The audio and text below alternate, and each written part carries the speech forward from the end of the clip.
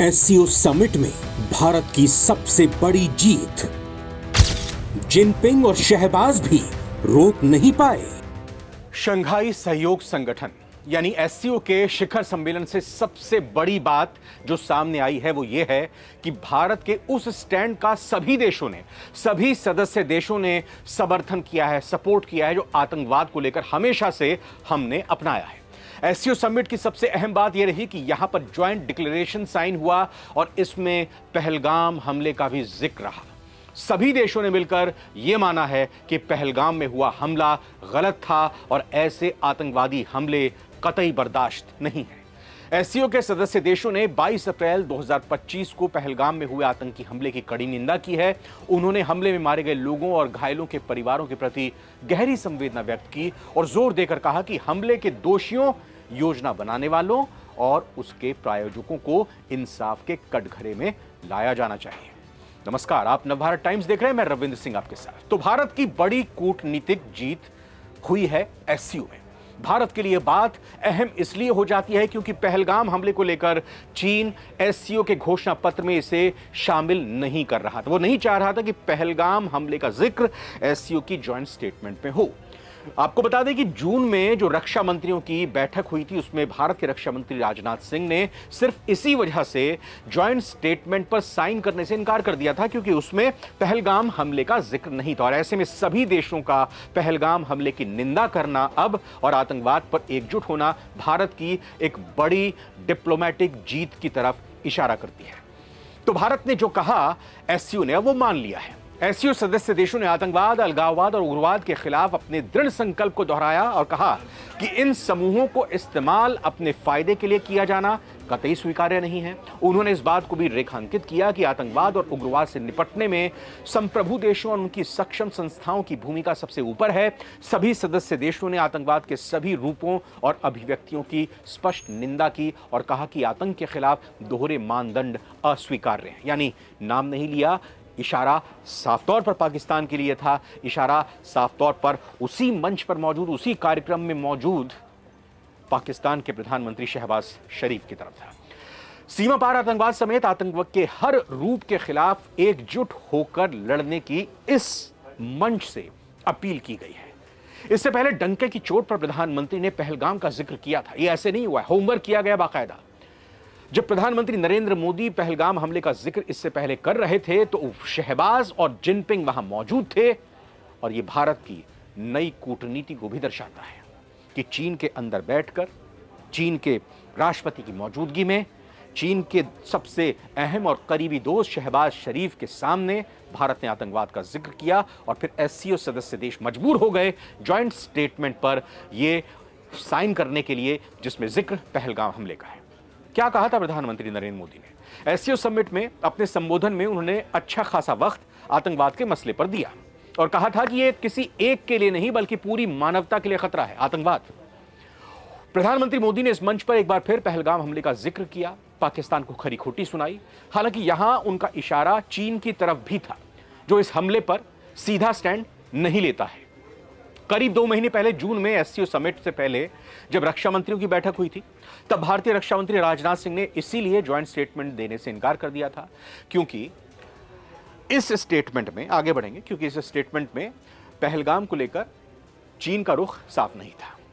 हालांकि विदेश मंत्रियों की बैठक में चीन का रुख थोड़ा सा बदला हुआ था। आखिरकार जब पीएम मोदी इस शिखर सम्मेलन में पहुंचे तो उन्होंने चीन और पाकिस्तान के सामने एक बार फिर से यही मुद्दा उठा दिया, वो भी डंके की चोट पर। प्रधानमंत्री मोदी ने एससीओ के मंच पर सिर्फ सहयोग की बात नहीं की, उन्होंने आतंकवाद के मुद्दे को भी पुरजोर तरीके से सामने रखा। वो जिस टेबल पर बैठे थे वहां आतंकवाद को पोसने वाले, पालने वाले पाकिस्तान के पीएम शहबाज शरीफ भी मौजूद थे और चीन के राष्ट्रपति शी जिनपिंग भी थे जो पाकिस्तान के इस कृत्य पर अक्सर चुप्पी साध लेते, मुंह पर उंगली रख लेते हैं। प्रधानमंत्री ने आतंकवाद को सिर्फ भारत नहीं बल्कि पूरी मानवता के लिए, पूरी दुनिया के लिए खतरा बताया जिसने न जाने कितने घरों को उजाड़ दिया, कितने चिराग बुझा दिया और न जाने कितनी माताओं की गोद सुनी कर दी। और सिर्फ भारत की बात नहीं बल्कि अब तो पूरी दुनिया में हर देश में आतंकवाद का कोई ना कोई रूप देखने को मिल रहा है। प्रधानमंत्री मोदी ने पहलगाम हमले का जिक्र किया था और कहा था कि हमने वहां पर आतंकवाद का सबसे घिनौना रूप देखा है। पाकिस्तान को सुनाते हुए पीएम ने कहा कि आतंकवाद को आर्थिक सहयोग देना भी गलत है। पीएम मोदी यही नहीं रुके थे, उन्होंने चीन को सुनाते हुए कहा कि आतंकवाद सिर्फ हमारी नहीं, सबकी लड़ाई है। इस पर डबल स्टैंडर्ड नहीं होना चाहिए। यहां पीएम का इशारा चीन की तरफ ही था, जिसने पहलगाम हमले को लेकर कभी भी खुलकर कुछ नहीं बोला। चीन ने पहलगाम हमले को पाकिस्तान प्रायोजित आतंकवाद मानने से इनकार कर दिया था। यहां तक कि भारत के ऑपरेशन सिंदूर पर भी चीन पाकिस्तान के हक में खड़ा रहा, पाकिस्तान की मदद की। तो प्रधानमंत्री मोदी ने इस दौरान कहा कि आतंकवाद विश्व की शांति के लिए सबसे बड़ा संकट है। हमें साइबर आतंक से भी निपटना होगा। आतंकवाद पर जीरो टॉलरेंस नीति बहुत ही जरूरी है सभी देशों के लिए। अपने संबोधन में मोदी ने कहा कि कोई भी देश हो या नागरिक हो, कोई भी आतंकवाद के खतरे से सुरक्षित नहीं है। इसीलिए भारत आतंकवाद से निपटने के लिए दृढ़ है। आतंकवाद से हम सभी को मिलकर लड़ना होगा। हमने हाल ही में देखा कि किस बेरहमी से पहलगाम हमला हुआ। कठिन वक्त में हमारे साथ खड़े रहने वाले सभी देशों का प्रधानमंत्री मोदी ने धन्यवाद दिया। पीएम मोदी ने कहा कि सुरक्षा, शांति और स्थिरता किसी भी देश के लिए जरूरी होती है, लेकिन आतंकवाद, अलगाववाद और उग्रवाद इस मार्ग में बड़ी चुनौतियां बनकर सामने खड़ी हैं।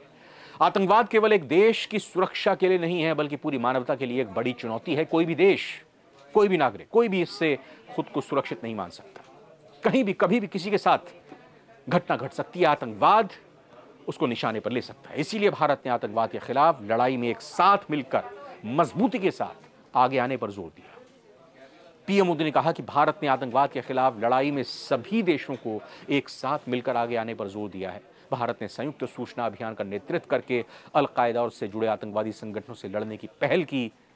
पीएम मोदी ने कहा कि हमने आतंकवाद के वित्त पोषण के खिलाफ आवाज उठाई, यानी जो पालते पोसते हैं, पैसा उनको खिलाते हैं ताकि वो आतंक फैला सके। और इसमें आपके द्वारा की गई मदद के लिए बहुत बहुत आभार। तो प्रधानमंत्री मोदी की तरफ से जब ये सारी की सारी बातें रखी गईं,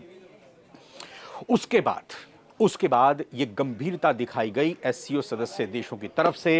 ये दर्शाया गया, ये बताया गया कि नहीं, आतंकवाद के खिलाफ मानवता के साथ एससीओ के सारे सदस्य देश शामिल हैं और भारत की जो पहलगाम की घटना हुई है वो बिल्कुल बर्दाश्त के बाहर है। भारत ने भी अपनी एक उदारता का परिचय दिया, क्योंकि जो जॉइंट स्टेटमेंट जारी की गई थी, इसमें ईरान पर हुए हमले जो अमेरिका की तरफ से किए गए उसकी निंदा की गई। यह भी दर्शाता है कि भारत डबल स्टैंडर्ड नहीं रखता है बाकी देशों की तरफ। भारत का एक नजरिया है और किसी देश की संप्रभुता पर हमला करना, किसी देश पर आतंकी हमला करना बर्दाश्त नहीं किया जाएगा। और इसी को दर्शाते हुए भारत ने अपना स्टैंड भी क्लियर कर दिया है कि आपको ये मानना होगा कि पहलगाम में जो हमले हुए, जो भारत में आतंकवादी घटनाएं होती हैं, उसका पूरी दुनिया को विरोध करना होगा, उसका एससीओ के सभी सदस्य देशों को विरोध करना होगा और इसके खिलाफ लड़ाई एकजुट होकर लड़नी पड़ेगी। साथ ही साथ भारत ने यह भी अपनी पुरजोर तरीके से बात रख दी कि ईरान के ऊपर जो हमला किया गया है अमेरिका के तरफ से, भारत उसके खिलाफ है। तो भारत की तरफ से यह संदेश एससीओ सदस्य देशों को दे दिया गया है कि आप हमारे साथ आइए, हम भी हमेशा सच के साथ रहेंगे, क्योंकि सच के साथ रहेंगे तो सच जीत दिलाएगा, सच आगे बढ़ाएगा और दुनिया को यही तो चाहिए। नमस्कार।